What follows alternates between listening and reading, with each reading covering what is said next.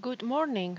My name is Giacomo Goli. I'm Associate Professor at DAGRI, the Department of Agricultural, Food, Environmental and Forestry Sciences and Technologies at the University of Florence.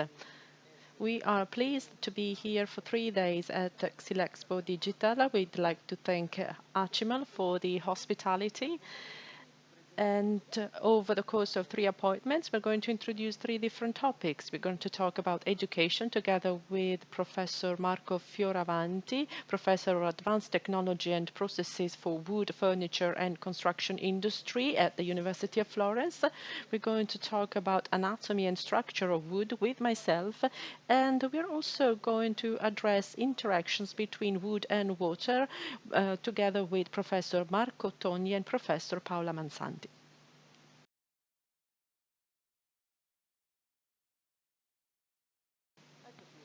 Here we are. This is the first meeting at Xylexpo Digital organized with DAGRI. Today we're going to talk about education together with the president of the graduation program in advanced technology and processes for wood, furniture and construction. Well, Professor Fioravanti, let's talk about education in woodworking. Well, first of all, thank you and for giving us this opportunity. The situation of education about woodworking technologies in Italy is pretty much articulate.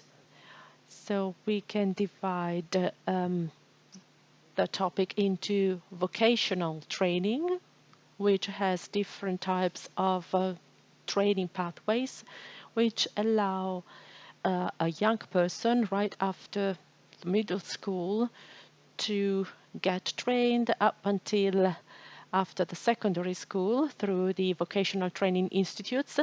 And then there is the option of a professionalizing graduation program, which I still consider part of vocational training. Then there is education at university level. At present time, there are no specific first and second level university programs. However, it is delivered through graduation programs that address somehow the topic of wood, like forestry graduation programs, where there is a very strong bond between the production of the raw material and the study into its properties, and that has been the niche within which wood-related teachings have been delegated to. In the past, wood had kind of lost its appealing character. For example, in the construction industry, it was kind of abandoned in the engineering and architecture schools, and so it was resumed. It was taken up by the forestry school, and now the trend has reversed, and so in civil engineer graduation programs, materials engineering, and also in the architecture specialty schools and industrial design, wood has come back. There is no, however, an integrated first and second level wood-related or wood-focused graduation program.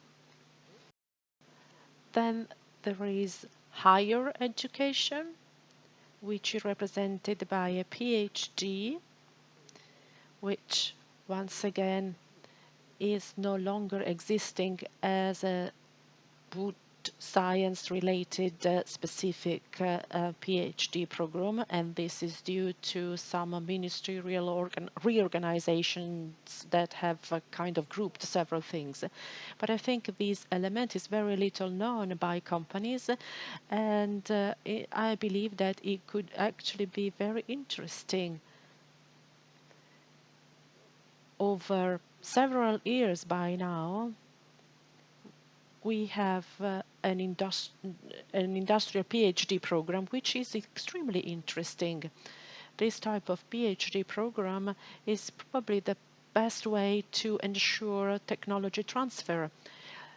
Companies, businesses have the possibility to develop new things together with universities and research entities. They raise problems and they can find problem-solving attitudes. And the PhD student can work on these problems, and the company will pay for the grant with amounts that are affordable, and upon completion of the PhD, the companies decides to adopt the research results and also possibly to hire the student. So the PhD program can be done in any type of business? Absolutely, yes. You just need to make an agreement with the university, and through these agreements, you can determine the safety-related issues, aspects, and then the economic aspects. The cost of a 3-year PhD program is about 60,000 euros, about 20,000 euros a year, which the companies will have to bear. And if you compare this to the wage of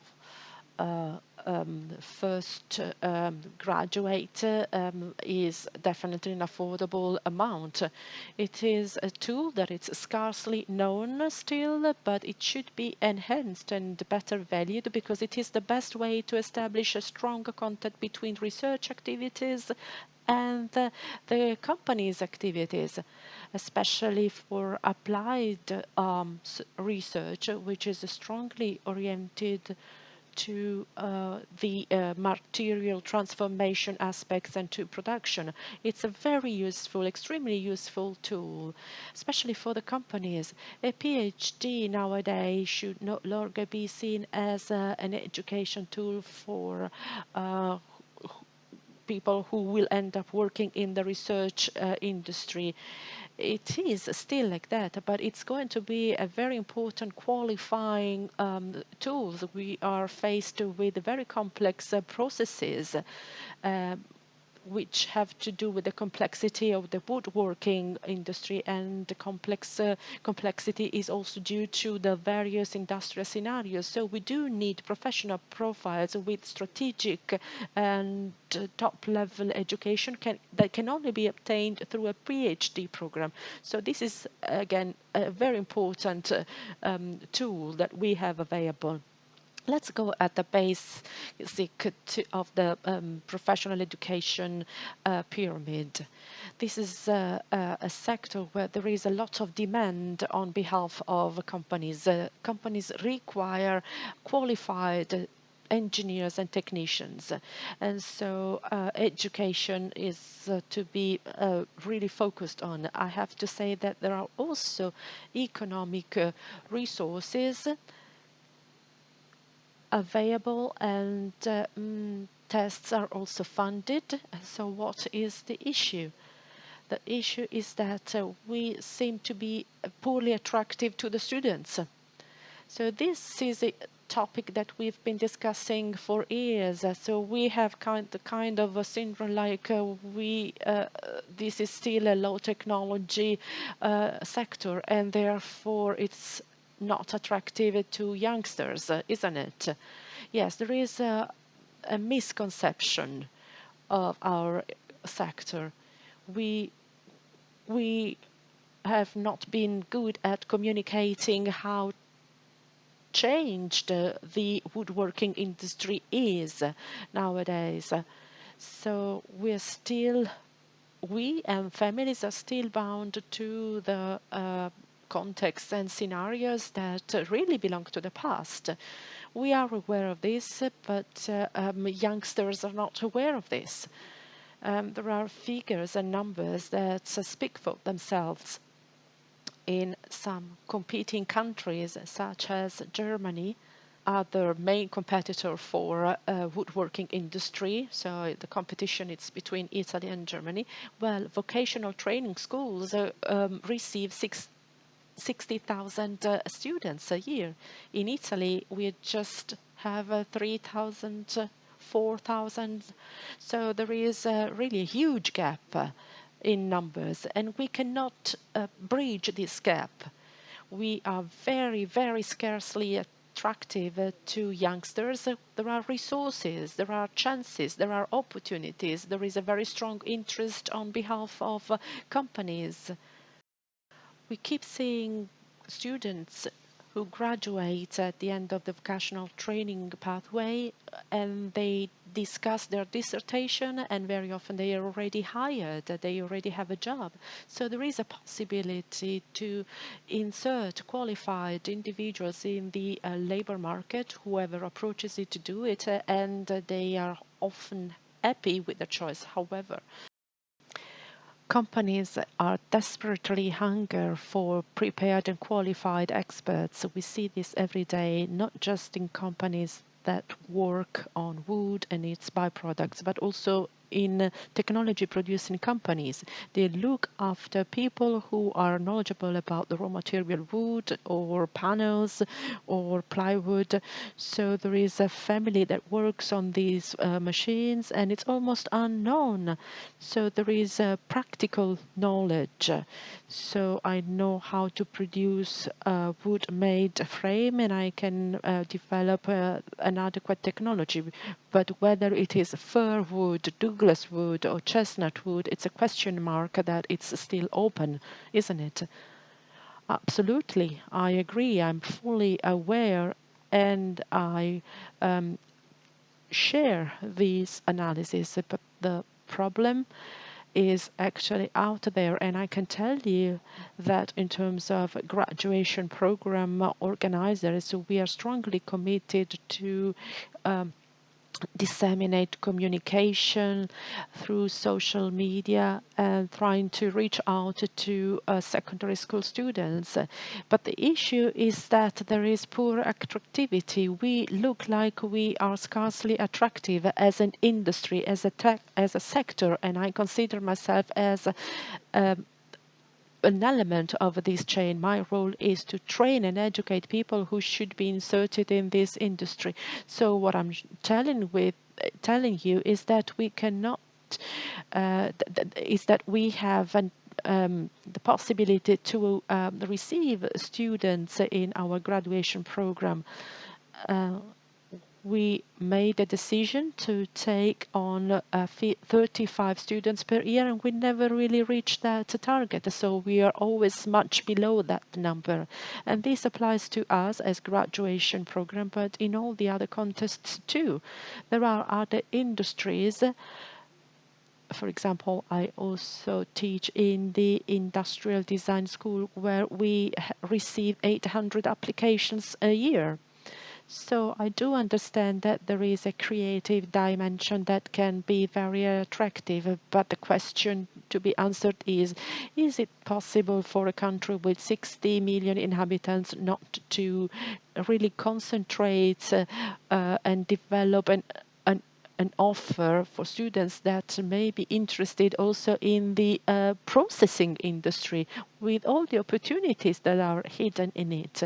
Probably we are not good at communicating the opportunities. We cannot reach out to our stakeholders, and this is becoming a problem for us as professors, educators, and trainers. So we need to spread out our efforts across a certain number of students. I can train one student and 35 students. The cost is different, of course. So universities are careful of these aspects. And so it is a serious issue. But I have to say honestly that at the moment no solution has been found yet. Is there a problem of cultural wood in Italy? In the mountains regions, wood is part of everyday life and it doesn't matter much in the rest of the country. Is this a problem? Well, there has been a sort of underdevelopment in this respect. We went backwards. The latest encyclopedia written in Italian language is named Wood Technology by Giordano. Latest edition was released in 1981 or 82. That technology in terms of research has been widely overcome, but it's not been absorbed by our companies yet. There is indeed a cultural problem. Wood is a raw material that can be worked on relatively easily, but the difference between working wood and processing wood in a scientifically appropriate way or not will make a big difference, financially speaking, too. Wood has been quite economical in recent times, but its cost in the future will tend to increase remarkably.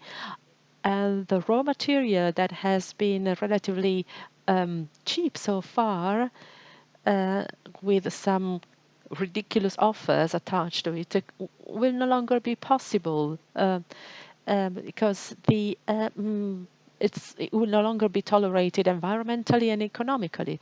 In order to reverse the trend, we need really to get a full understanding of the processes. What happens really in the wood processing industry? We cannot just be attached to an empirical education based on the appeal of the raw material. This definitely mattered and still matters.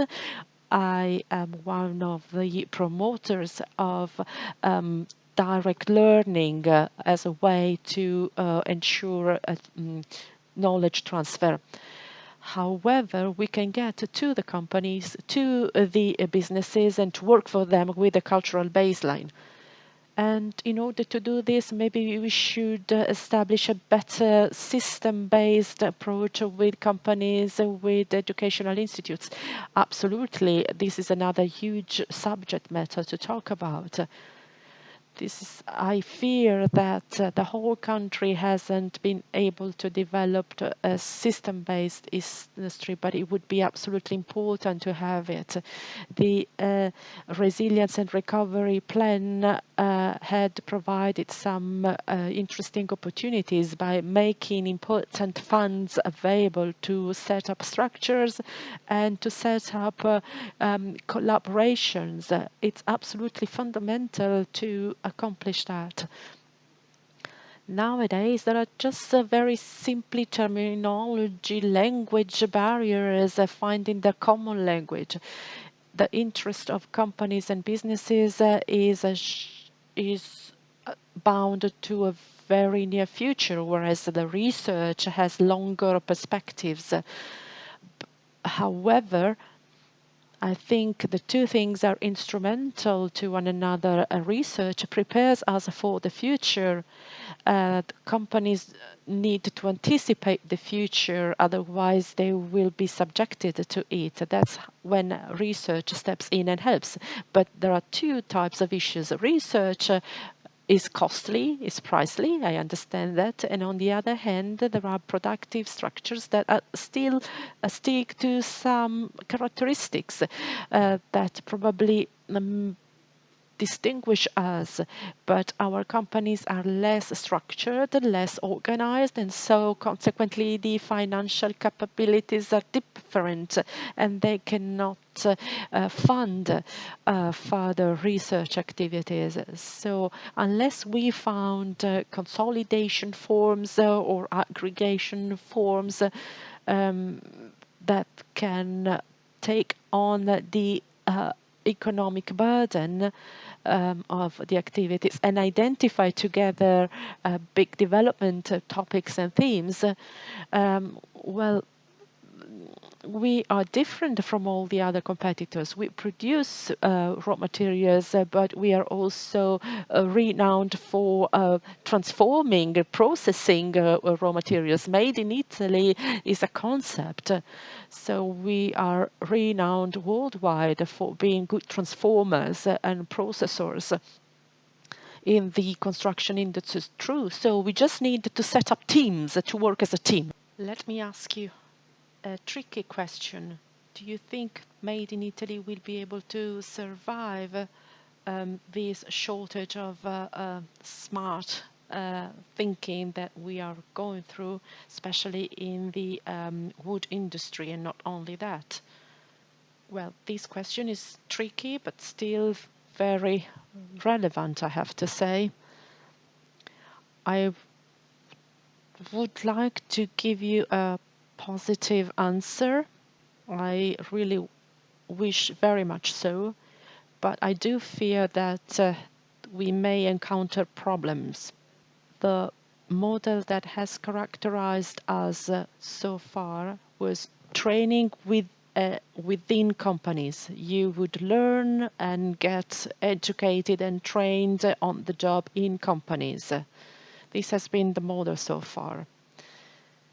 It is important to preserve this aspect, but on top of that, we need to include a different cultural basis. Otherwise, I think the globalization processes will slowly put us out of the market. Well, nowadays, there is a lot of discussion around composite materials.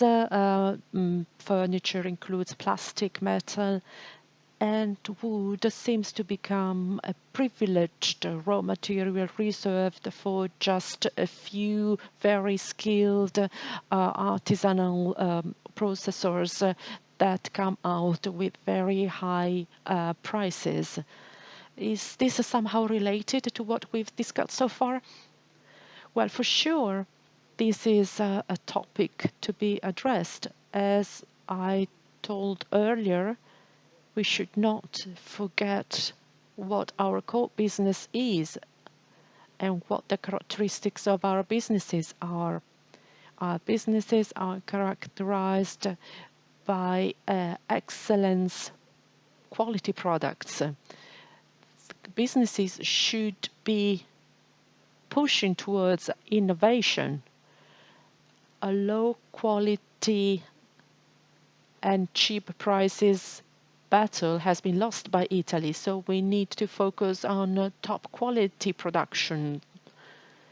With regards to wood, the whole discussion around modifying materials to have high top-notch quality is a topic that cannot just be delegated to research institutes. In the area of construction, though, I think wood has been catching up against other materials such as steel. Finally, the construction industry has understood what wood is good for and how it needs to be utilized, which is another relevant aspect. For a long time, wood has been considered a raw material that would not be used in the construction and building industry for a number of problems that it would take too long to explain. However, in Italy and in Europe, starting from the end of the 80s, big efforts were made to come up with legislation and regulatory aspects that now allow us to design and project with wood as an engineering material. There is an absolutely proven structural reliability for wood nowadays. And this goes hand in hand with the environmental friendliness.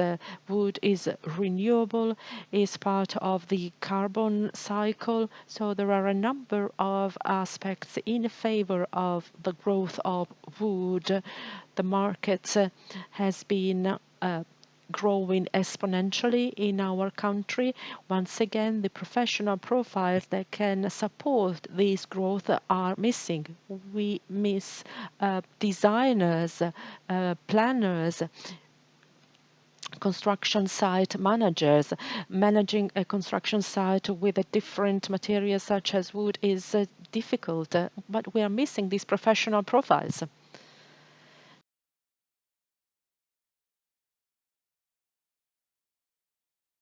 So wood in the construction industry has its own specificity. Absolutely, it does. And we need to consider this specificity. We have all the elements. We are aware of the mechanical, physical behavior of wood. We know the effects and impacts of the various wood species. We know how to use wood. What we need is people who are able to do so. Professor, you just hinted at sustainability. Do you think this is going to be a weapon that we have available to give wood more and better visibility? Well, I would definitely say yes, it will. Facts demonstrate this. This is no longer the future. This is already here. This is already present time. Sustainability and the use of wood in the history of mankind has gone through different stages, but it's always been with us. So at certain times in history we've used it more and at other times less. Now is the time where wood is really recovering and catching up the lost ground due to sustainability for sure, the renewable character of the resource and the ease with which wood can be recycled and reused. These are going to be very important topics that will require new strategies. Sustainability and circular economy require us to make different use of raw materials. We can no longer afford ourselves to use such a precious and valuable resources in the old way. We want we cannot use it inappropriately and inadequate. So the topic of utilization, reuse and recycling will play a not very relevant role, and that's why we need experts in research and knowledge. Very last question, and then we're going to thank you for the time you've given us. Are you optimistic for the future? How will this story end? Well, I have to say I'm an optimist by nature. I always try to see the bright side of things. Why should we be optimistic? Well, first of all, the material itself that we deal with, that there is an huge interest in wood. When I teach and when I lecture in the industrial design and architecture schools, students are given assignments on all material technology, and there is a huge hunger for this material. There is a huge interest in it. So as a material, it is harder to treat, but students get passionate about it. So for sure, the material itself has huge potentiality, and for sure, there is a future for it. However, as we discussed so far, we really need to pay attention to the key topic that I mentioned. I think that we're going to suffer from the lack of educational pathways and our inability to come up with innovative pathways. We're too much attached to the traditional subdivision into different disciplines. We need to create new educational spaces where the competencies of wood engineering, architecture, and other disciplines come together. This is the big challenge. This is what we're supposed to do if we really want to build and face the future in a constructive way. In order to do this, we need everybody's help. Research institutes cannot be left to their own devices alone, so we need to increase this team effort and we need to increase the number of opportunities to get in touch, to exchange knowledge, and also to identify together the strategic propositions. The most ancient material faced up with the most innovative challenge, and wood will win the challenge as it always has.